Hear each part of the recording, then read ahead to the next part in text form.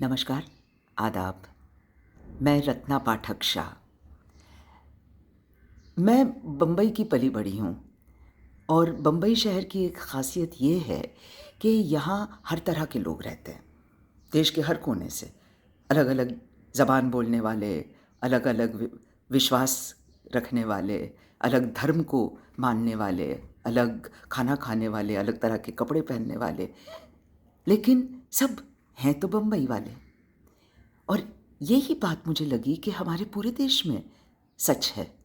मैं जहाँ गई, जब दिल्ली गई पढ़ने, तो वहाँ तो और भी अलग तरह के लोग मिले मुझे।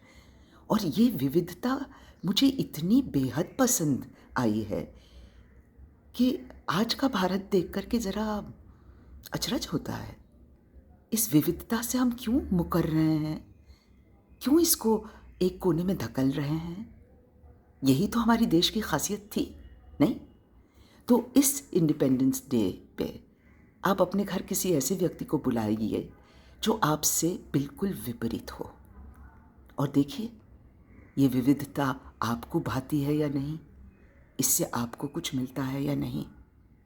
मुझे तो बहुत मिला है और इस मुहिम में मैं ज़रूर शामिल होना चाहूँगी।